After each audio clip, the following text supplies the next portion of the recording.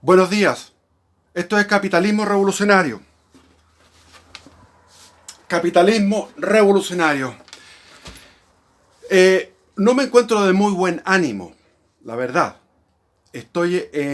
No quiero pecar de omisión de no hacer un video sobre lo que está sucediendo en este momento. Lo que sucedió, no lo que está sucediendo, lo que sucedió en el Vaticano anoche. Anoche se aprobaron todo, toda la agenda progresista que Jorge Mario Bergoglio, que se dice que es el pontífice y que es un usurpador porque hubo un golpe de Estado en el año 2013 donde a Benedicto XVI se lo sacó y Benedicto XVI sigue siendo el sumo pontífice de la Iglesia Católica. Esto es la estocada final que ha hecho la masonería, el marxismo y el mariconerismo contra la Iglesia Católica. Es un momento histórico negativo. Este día significa que en el Vaticano se ha hecho un ritual pagano, adorando a otra deidad, no la deidad católica, no la deidad cristiana, no la deidad de la Santísima Trinidad, que es lo que corresponde, sino a la Pachamama, que es una deidad de los indios, de los indígenas.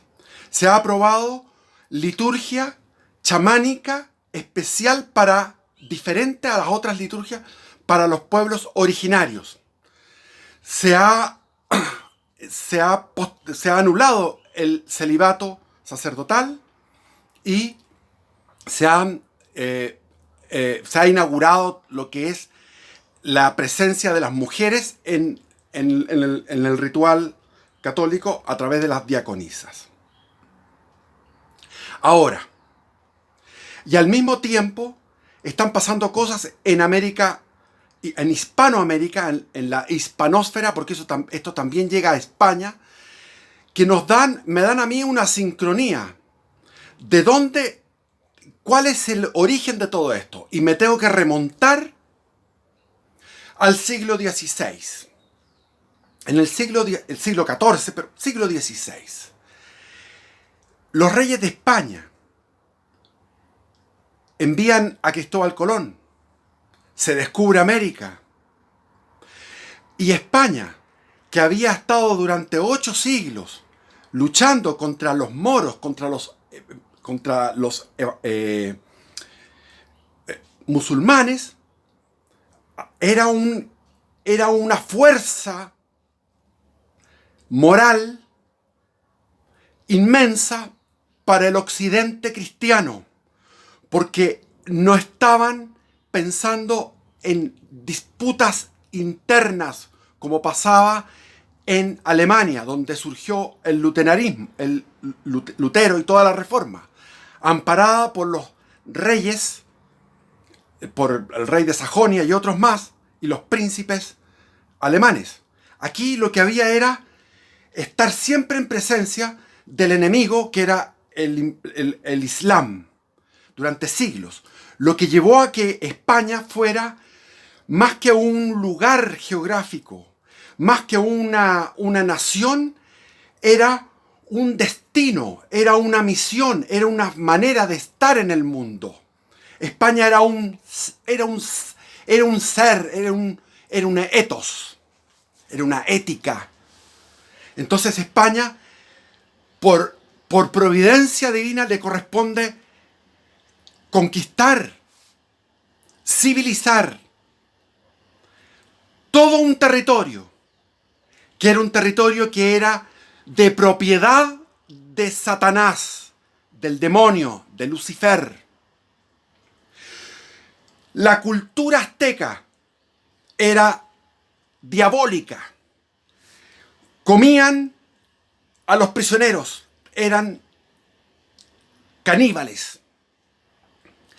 Y toda la cultura de los indios americanos, incluyendo a los araucanos, incluyendo hasta los más, desde los yaganes hasta los que estaban en Alaska. Todos tenían un culto a deidades diabólicas. Y esto no es solamente por la observación que uno puede tener, sino que también esto es porque en la Sagrada Escritura se menciona que por San Pablo y en distintos lugares se menciona que y Cristo dice, el que no está conmigo está contra mí. El que no recoge, desparrama.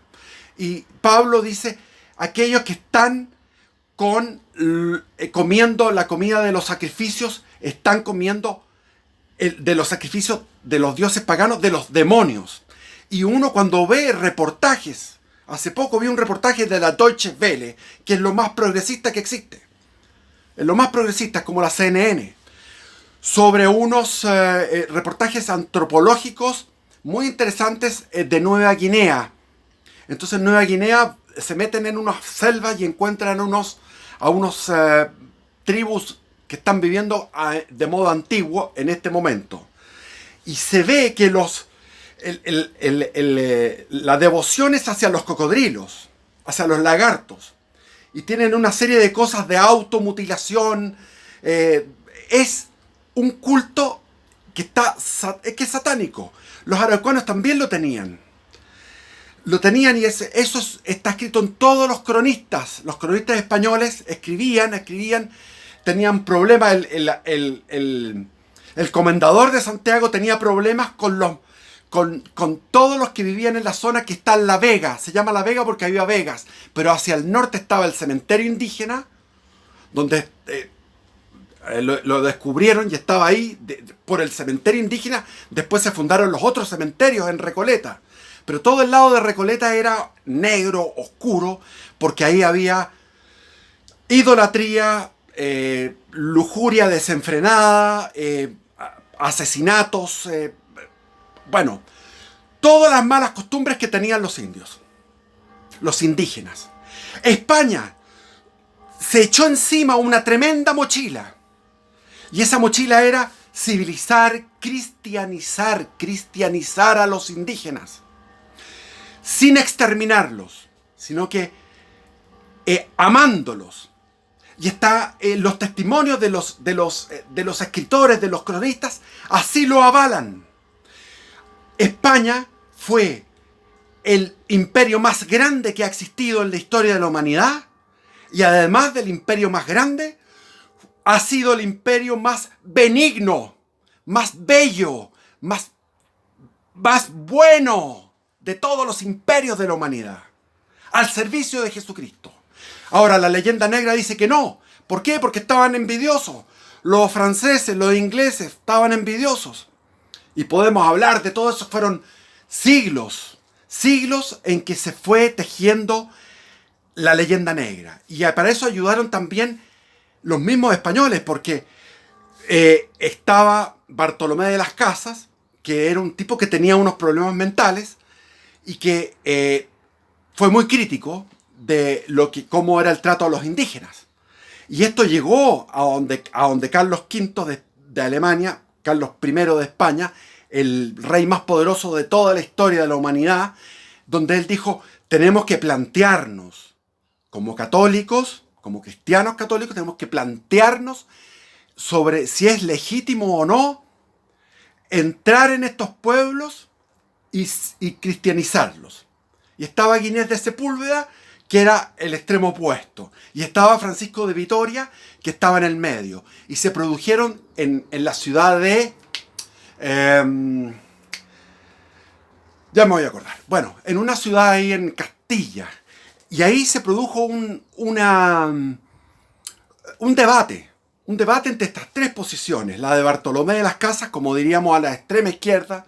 La de Ginés de Sepúlveda a la extrema derecha, que decía, basta con leerles una proclama a los indios, en las cuales ustedes son declarados súbditos del rey y tienen que obedecer. Y si no obedecen, están en rebeldía.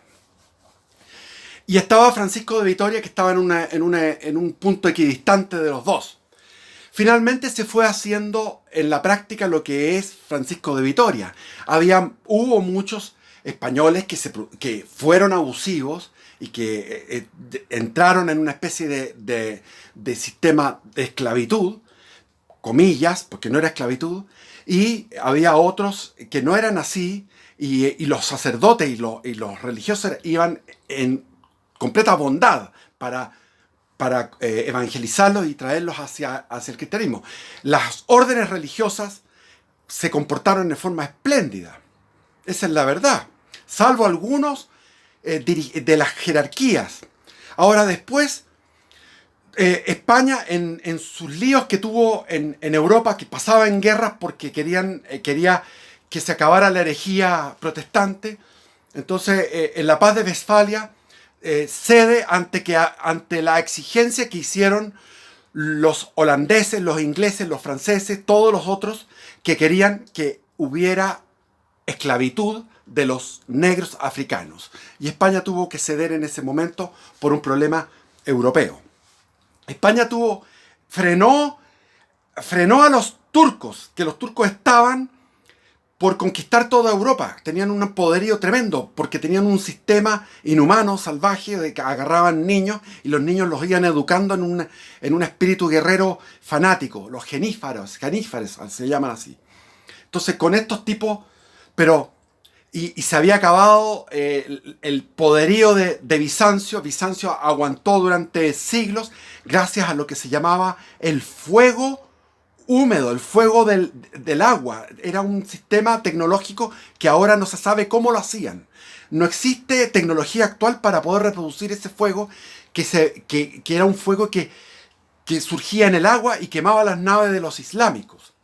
Ahora, los islámicos estuvieron durante toda la Edad Media, están registrados, todo esto es documentado. No es una cosa así como en el YouTube que dicen cualquier cuestión. Está documentado. 1 millón de ataques de piratería en el Mediterráneo. Es decir, el Islam siempre ha estado en una ofensiva contra el mundo cristiano. Y el mundo cristiano lo que ha hecho es defenderse. Entonces, el demonio, Satanás, está feliz, fascinado de poder destruir aquello que más le dolía, que era el imperio español. ¿Cómo lo hizo? Con gente la francmasonería, la masonería francesa y la masonería inglesa. San Martín, el otro, ¿cómo se llama? Se me olvida el nombre, no importa. Pero a todos los que llegaron a hacer ya se había hecho la revolución en la Junta en Buenos Aires. Pero San Martín y todos los que después fueron a hacerse cargo de todo esto y fueron...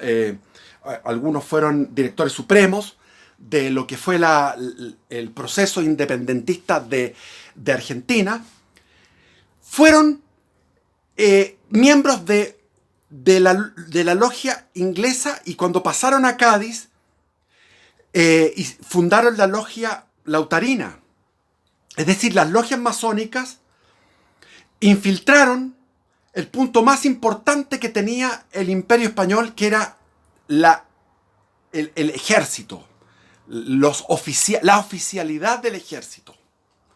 Entonces, San Martín, que tenía un montón de virtudes, era un tipo muy virtuoso, fue un traidor a España. Él llegó a los 9 años de la zona de Misiones, donde se crió con su padre, que era español, su madre española, todos éramos españoles. Se fue a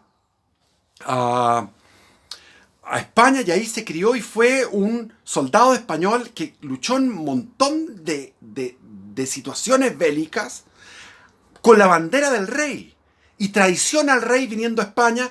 ¿Para qué? Para cortar, destruir el imperio español. Incluso ni siquiera era un republicano, porque cuando estaba en Perú, con toda la tropa que era chilena, con toda la plata que era chilena, con la escuadra que era chileno, que todos invertimos, tuvimos que gastar 10 millones para poder hacer la expedición libertadora al Perú, en circunstancias que San Martín y Cuyo tuvieron que invertir 2 millones para la reconquista de Chile, o sea, para comillas, la liberación de Chile. Es decir, ahí la mano negra era la mano de la masonería. Ahora, yo tengo que celebrar que los masones hicieron una gran obra, la única obra buena y hermosa que fue la independencia de los Estados Unidos.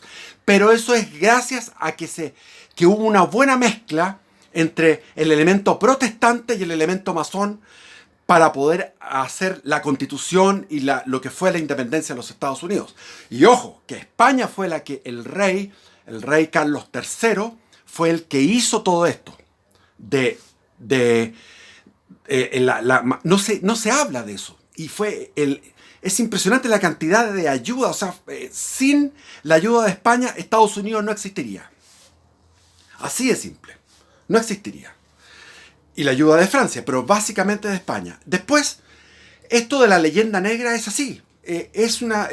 Bueno, entonces vámonos para terminar rápidamente. Las fuerzas siniestras gobernaban en América a destajo, completamente dominando los pueblos aborígenes. Llegó a España trayendo el Evangelio y se echó encima una tremenda desafío y logró hacerlo. Si uno lee, ahora yo como les dije, esto es por YouTube, yo me informé. ¿Por qué? Porque hay una moda ahora de rescatar lo hispánico. Y yo me di cuenta que lo que había leído, porque uno queda con lo que uno leyó, es verdad. Es decir, en el siglo XVIII lo dice Barros Arana. Barros Arana es odioso contra los españoles, pero lo dice. En el siglo XVIII estaba progresando, había un progreso en todo la España americana, porque no éramos colonia, era la España americana. Había un progreso, había una tranquilidad total, no había problemas. Vino la independencia y la independencia trajo desastres totales. Hasta el día de hoy trajo la famosa democracia mal entendida, porque la democracia debe ser censitaria, es decir, tiene que votar. Aquí en Chile las personas que dan la PSU y que dan una prueba de historia, sobre 600 puntos podéis votar. Menos de 600 puntos no puedes votar. Punto. Porque no se puede. Si tú no entiendes, no puedes votar lo que tú no entiendes. Pierde seriedad. Ahora, ¿qué país ha sido beneficiado de todos los países, de los 22 países que surgieron de España? ¿Cuál ha sido el país que ha sido beneficiado con la independencia? Yo pensaba que Chile. Yo pensaba que Uruguay. Y no es así. Yo pensaba, hasta el momento está quedando Costa Rica como una estrellita, una lucecita. Costa Rica, un pequeño país. Pero todos los demás, ¿para qué pensar en México? México se independizó y pura guerra. Tuvieron una guerra contra Porfirio Díaz cuando surgió Madero, después vino el dictador Huerta y después vino el Sancho Panza, el Emiliano Zapata, el Pancho Villa, etc. Y esos estuvieron peleando desde 1910 hasta casi 1925 y después vinieron los cristeros. Es decir, es una locura. En Colombia hubo el siglo XIX puras guerras. Perú también puras guerras civiles. ¿Para qué decir Bolivia? Constituciones, otra constitución, motines, guerras. Por eso es que se llama Palacio Quemado. El Palacio. La independencia no trajo ningún beneficio. Éramos una gran potencia, única. Y el rey era una figura sagrada. Por eso que la iglesia, en 75%, la iglesia apoyaba, en un 75% de los clérigos apoyaba al rey. Es decir, la independencia se hizo en contra del púlpito. Desde el púlpito decían, por favor, no, que va a quedar la escoba, que va a haber puros problemas. No lo hagan. Porque esos clérigos eran de oración. porque la iglesia en esa época era una iglesia de oración, porque se creía en eso. No como ahora. ¿Qué pasó en la iglesia? El demonio estaba enojado con España, estaba enojado con el Imperio Español. Lo hizo pebre. A España la ha atacado todo el tiempo, ahora con Cataluña. ¿Y qué pasó con la Iglesia Católica? Eso empezó con el Juan 23. Juan 23 llamó a un concilio, sin necesidad de que haya concilio. Los concilios en la iglesia se hacían como para aclarar, como para responder a una herejía. El concilio de Nicea, etcétera, etcétera. El de Trento, ¿para qué decir? Entonces veníamos del concilio de Trento, donde la iglesia se había definido en su unidad.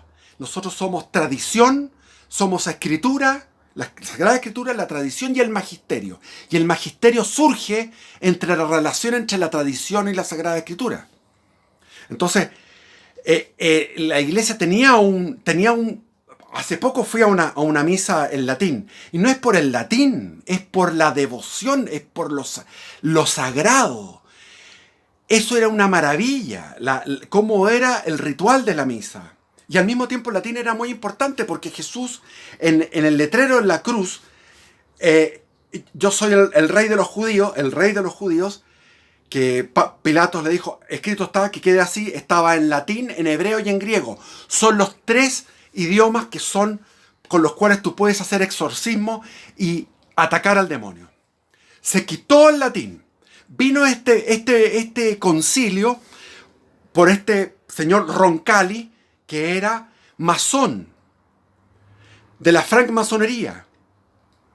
Y llegaron los alemanes, que no aprendieron nada con la Segunda Guerra Mundial, después de que quedó devastado de Alemania, después de que todo lo que fue la Segunda Guerra Mundial, y que me cuentan a mí que en Alemania iban en auto a un pueblo y salían los horarios de las misas.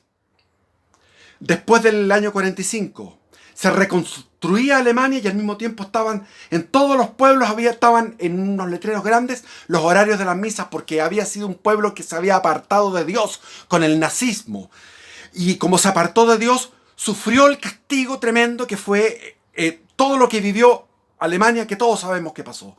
Y ahí resurgió el catolicismo y el protestantismo, todo el cristianismo resurgió de una manera vital. No había necesidad en el año 62 de hacer un concilio. Y los alemanes, los obispos alemanes, que no aprendieron nada, llegaron a hacer una Blitzkrieg, una guerra relámpago en el concilio. Llegaron convencidos, eran todos los progres, estaba ahí el Karl Rahner, hay varios más, que llegaron de una manera Blitzkrieg, guerra relámpago, convencidos, organizados, organizaron las comisiones, hicieron ellos los listados a quien elegir, los otros que estaban los conservadores, todos los obispos conservadores que eran del sur, eran italianos, españoles, franceses, eran ingleses, porque los ingleses sufrieron mucho con el anglicanismo, y eran los latinoamericanos los conservadores. Todos esos obispos, todos esos cardenales, todos esos obispos estaban pajaroneando o bostezando porque no entendían para qué podía ser este concilio. Era un concilio ecuménico, pero resulta que... Y era un concilio pastoral, no era un concilio de doctrina. Pero desde ahí empezó a entrar el marxismo. Pero ¿quién le abrió la puerta al marxismo? El siguiente papa, que era Pablo VI. Pablo VI era un admirador de Jacques Maritain y era un demócrata cristiano. Era el esplendor de la democracia cristiana en los años 60, cuando había un católico que era John Kennedy en Estados Unidos, y estaba en Chile el famoso Eduardo Frei Montalva, y estaba en el Vaticano el señor, el Roncalli era uno, el otro era, ya se me olvida, no importa, el Papa Pablo VI. Pablo VI era un demócrata cristiano. Entonces todo era la mano tendida hacia el enemigo marxista, diálogo y comprensión con un enemigo que lo único que quiere es destruirte. Un enemigo que se infiltró en las filas de la democracia cristiana mundial, sobre todo en Chile y en el Vaticano. Y desde ahí empezó la teología de la liberación. Y la teología de la liberación llegó a su cúlmine y a su máximo éxito hoy día. O digamos ayer, sábado, 26 de octubre.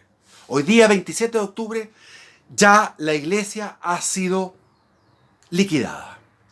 Se va a producir un cisma. Y Jesucristo dice en Mateo 24, cuando en el templo llegue la abominación desoladora que profetizó Daniel, huyan a los montes. Eso es lo que está pasando. Eso es lo que está pasando. Y puedo hablar más de eso, pero es un problema de tiempo. Estoy mirando el tiempo y... Miren, Jesús estaba ahí mirando al templo con sus apóstoles y vio una higuera, y la primera vez que hizo un milagro negativo, la única vez que hizo un milagro negativo fue con la higuera, que la maldijo y la higuera se secó porque no daba fruto. La higuera simboliza al pueblo de Israel. Y después dice, y cuando reverdezca la higuera, es decir, cuando el pueblo de Israel retome Jerusalén. Eso lo voy a hablar en otro capítulo. ¿Cómo fue la guerra de los 6 días? Los milagros que hubieron para el pueblo de Israel. Hubo situaciones milagrosas. Y en junio de 1967, Israel recuperó Jerusalén. Y desde ahí empieza un reloj de arena.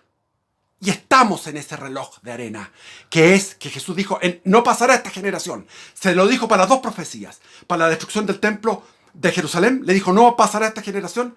Se lo dijo eso en el año 30, en el año 70. Es decir, 40 años después fue un tiempo de gracia. 40 años después fue destruido por Vespasiano y Tito, los emperadores romanos. Y cuando reverdezca esta higuera, es decir, ahora, en 1967, cuando retoma Jerusalén, desde ahí corren 40, 50, 60, 70 años, dura una generación. Es decir, estamos en los tiempos, y los tiempos de Dios son exactos. Bueno, que estén bien, un abrazo, no puedo seguir hablando porque